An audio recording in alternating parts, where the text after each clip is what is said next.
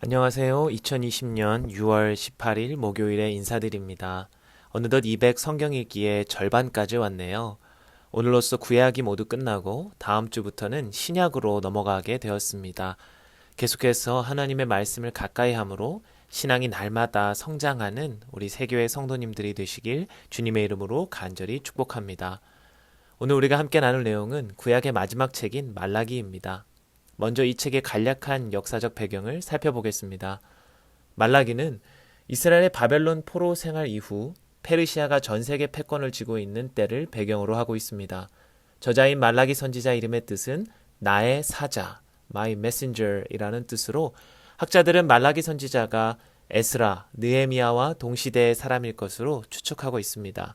그 이유는 말라기에 나오는 이스라엘의 죄에 대한 내용들이 에스라, 느헤미야가 지적하고 있는 그리고 책망했던 것과 많은 부분이 비슷하기 때문입니다. 따라서 말라기서는 BC 450년에서 약 400년 사이에 쓰여진 것으로 추정되어집니다. 당시 이스라엘은 포로 귀환 이후에 성전과 성벽이 재건되고 다시 하나님의 나라의 회복을 꿈꾸며 살아가고 있었습니다. 하지만 시간이 지나도 그들의 삶은 나아지지 않고 예전에 찬란했던 예루살렘의 영광은 사라지고 오히려 페르시아의 속국으로 조공을 바치며 초라하고 가난한 생활이 계속되었죠. 선지자들을 통해 하나님께서 예언하신 메시아 왕국의 도래가 성취되지 않고 미뤄지자 이들은 하나님의 사랑마저 의심하기 시작합니다. 그리고 그들의 예배와 삶은 모두 부패하여 타락해지고 말죠. 안타깝게도 바벨론 포로 생활이라는 하나님의 징계를 받은 이후에도 여전히 이들의 모습 속에는 변화된 삶의 모습을 전혀 찾아볼 수가 없었습니다. 이러한 백성들을 향하여 말라기 선지자는 하나님의 경고의 메시지를 선포합니다. 여러분, 경고라는 단어를 생각하면 어떤 이미지가 떠오르시나요? 다른 사람도 아니고 하나님의 경고라고 하면 뭔가 두려운 마음이 먼저 들죠. 하지만 반대로 생각해 보면 이 경고라는 것은 하나님께서 한 번 더 기회를 주신다는 것을 의미하기도 합니다. 즉각적으로 이스라엘 죄를 심판하지 않으시고 바로 잡을 수 있는 기회를 주신다는 점에서 우리는 이것이 하나님의 은혜와 긍휼을 보여준다고도 생각할 수 있습니다. 하나님의 마지막 경고의 핵심 메시지는 하나님께 돌아오라, 불신앙에서 돌이켜 회개하고 예배와 하나님을 경외하는 삶을 회복하라의 명령입니다. 그렇지 아니하면 하나님의 저주와 심판이 임할 것이라고 분명하게 말씀하시죠. 하지만 여기서 그치는 것이 아니라 언약의 사자를 보내어 교만한 자를 심판하시고 여호와를 경외하는 자들을 회복시키실 것을 약속하고 예언의 말씀이 마무리됩니다. 오늘 이 말라기서의 말씀을 통해 이스라엘에게 어떠한 경고의 메시지를 주셨는지 몇 가지 살펴보면서 저와 여러분을 향한 하나님의 음성을 듣는 시간이 되기를 바랍니다. 먼저 이스라엘을 향한 변하지 않는 하나님의 사랑을 말씀하십니다. 본문 1장 2절에 여호와께서 이르시되 내가 너희를 사랑하였노라 하냐 너희는 이르기를 주께서 어떻게 우리를 사랑하셨나이까 하는도다 라고 말씀합니다. 분명 시작은 하나님의 경고의 메시지라고 시작했는데 하나님께서는 이스라엘을 향한 하나님의 사랑을 먼저 말씀하십니다. 범죄하고 말씀을 버리고 자기 마음대로 행하는 백성들을 향해 심판의 메시지보다 앞선 것이 바로 하나님의 사랑입니다. 그리고 이것을 통해 우리는 이어지는 재앙과 심판의 경고가 결국 이스라엘을 너무도 사랑하셔서 그들이 잘못된 길로 가지 않기를 누구보다 바라시는 그 아버지의 마음이라는 것도 생각해 볼 수 있는 것이죠. 그런데 이스라엘의 반응이 참 가관입니다. 주께서 어떻게 우리를 사랑하셨나이까? 라고 반문하고 있죠. 이것이 어떤 뉘앙스로 이렇게 대답하고 있는 것일까 한번 생각해 보면요. 이것은 마치 연인 사이에서 서로의 사랑이 확인되지 못할 때 뭔가 화가 나서 심통을 부리는 것 같은 느낌입니다. 이스라엘은 지금 자신들이 처한 상황과 환경이 너무 힘들고 이해가 되지 않아서 하나님의 사랑을 의심하기 시작합니다. 진짜 하나님이 살아계신지 자신들을 사랑하고 돌보시기는 하는 건지 그래서 하나님께 이렇게 반문한 거죠. 주께서 어떻게 우리를 사랑하셨단 말입니까? 근데 그때 하나님의 대답은 내가 에서가 아니라 야곱을 사랑하였다 였습니다. 이것은 하나님의 주권적인 사랑. 이 두 쌍둥이가 태어나기도 전에 이미 하나님께서는 야곱을 택하셨고 그에게 은혜를 베풀어 주셨다라는 사실을 기억나게 하는 말씀이죠. 즉 이스라엘이 어떤 잘난 구석이 있어서가 아니라 그들이 어떤 행위로 인해서가 아니라 하나님의 전적인 은혜로 그들을 택하셨고 언약을 맺으셨고 지금까지 신실하게 사랑하고 돌보고 계시다는 사실을 이스라엘 백성들을 향해 선포하고 계신 것입니다. 그러나 이스라엘은 이러한 하나님의 사랑을 깨닫지 못하고 있는데요. 그 이유가 바로 이들의 죄악 때문입니다. 창조 때에 에덴 동산에서 하나님과의 관계를 깨뜨렸던 그 죄, 하나님과의 사랑을 방해하는 것이 바로 이 죄입니다. 여러분 마치 오늘 이스라엘의 모습처럼 저와 여러분도 하나님의 사랑을 전혀 느끼지 못한 것 같은 때가 우리 인생에 찾아옵니다. 나만 일이 꼬이고 억울하고 상황이 참 답답할 때에 그렇습니다. 하지만 우리가 그때에 반드시 기억해야 하는 것은 하나님은 변함없이 우리를 사랑하시는 분이고 변하는 것이 있다면 그것은 우리의 마음과 태도라는 사실이죠. 하나님과의 관계가 예전 같지 않다면 문제는 하나님에게 있는 것이 아니라 바로 나에게 있다는 사실을 절대 잃어버리시면 안 됩니다. 내 안에 하나님과의 관계를 깨트리는 어떠한 죄의 문제가 없는지 진솔하게 돌아보고 혹은 나를 낙심케 하는 이 상황과 환경 때문에 내가 너무 힘들기에 나를 보호해 주시는 하나님의 도우심을 간절히 구해야 하는 것이죠. 하나님께서는 이스라엘이 어떠한 범죄에 지금 빠져 있는가를 계속해서 조목조목 말씀하여 주십니다. 먼저 제사장들을 책망하시며 6절에 이렇게 말씀하시는데요. 내 이름을 멸시하는 제사장들아 나 만군의 여호와가 너희에게 이르기를 아들은 그 아버지를 종은 그 주인을 공경하나니 내가 아버지일진데 나를 공경함이 어디 있느냐 내가 주인일진데 나를 두려워함이 어디 있느냐 라고 말씀합니다. 근데 이때 이스라엘의 대답이 우리가 어떻게 주의 이름을 멸시하였나이까 하는도다 라고 말합니다. 여러분 하나님께서 이들의 가장 큰 문제가 지금 뭐라고 지적하시냐면 바로 무너진 예배라고 말씀합니다. 이스라엘의 마음이 하나님을 떠나자 그분의 사랑을 의심하기 시작하고 그리고 가장 먼저 나타나는 그 현상이 예배의 무너짐이었습니다.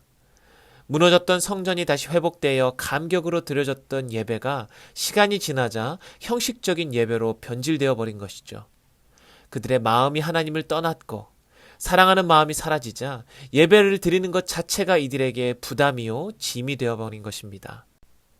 그래서 예배를 드리긴 드리되 순결하고 흠없는 제물, 즉 좋은 것을 가지고 하나님께 가기가 너무 아까워서 병든 것, 눈먼 것들 이런 것들을 제물로 가져와 드리기 시작한 겁니다. 그런데 여기서 더 중요한 것은 제사를 주관하는 제사장들이 이러한 백성들의 제물을 확인하고 잘못된 제물은 걸러내고 그들을 책망하고 가르쳐야 하는데 오히려 그들과 함께 동조했다는 사실이죠. 하나님께서는 이러한 이들의 타락하고 무너진 예배에 대해 10절 말씀에 이렇게까지 말씀하십니다. 너희 중에 성전문을 닫을 자가 있었으면 좋겠도다. 내가 너희를 기뻐하지 아니하며 너희가 손으로 드리는 것을 받지도 아니하리라. 여러분 우리가 하나님과의 관계가 멀어질 때 가장 먼저 나타나는 현상이 바로 이 예배의 무너짐입니다.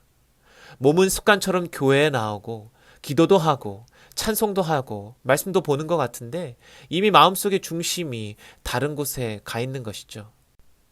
하나님은 무엇보다 이러한 형식적인 예배를 싫어하십니다.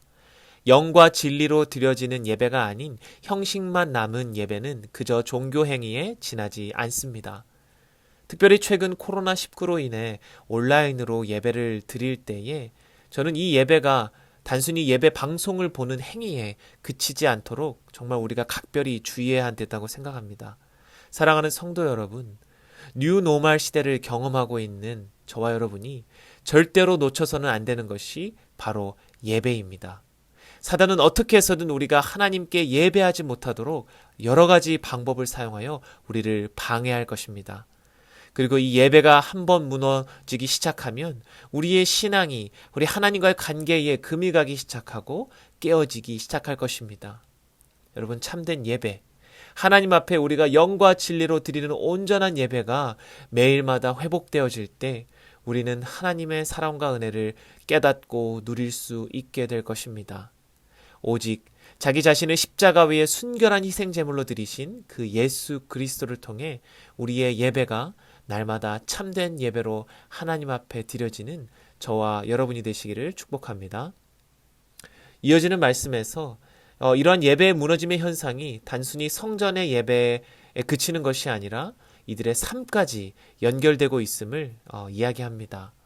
2장 11절에 유다는 거짓을 행하였고 이스라엘과 예루살렘 중에서는 가증한 일을 행하였으며 유다는 여호와께서 사랑하시는 그 성결을 욕되게 하여 이방신의 딸과 결혼하였으니 라고 말씀합니다. 예배가 무너지니 이들의 삶에 하나님의 말씀은 더 이상 흔적조차 찾아볼 수 없게 되었습니다. 하나님께서 금하신 이방 여인들과의 결혼을 통해 하나님 아닌 다른 우상들을 섬기는 혼합주의가 이스라엘 가운데 가득하게 되었죠. 뿐만 아니라 이들이 어려서 결혼한 아내를 버리고 다른 여인을 아내로 삼는 악한 행위까지 일삼게 되었습니다. 하나님은 이러한 이스라엘 백성들을 향해 돌아오라 라고 명령하고 계십니다. 이 말씀은 하나님과의 관계를 끊어지게 한 모든 죄악들을 회개하고 돌이켜 주의 말씀과 규례를 온전히 순종할 것을 명령하는 것이죠. 그리고 이 방법으로 11조와 봉헌문을 하나님께 다시 온전히 드릴 것을 명령하십니다.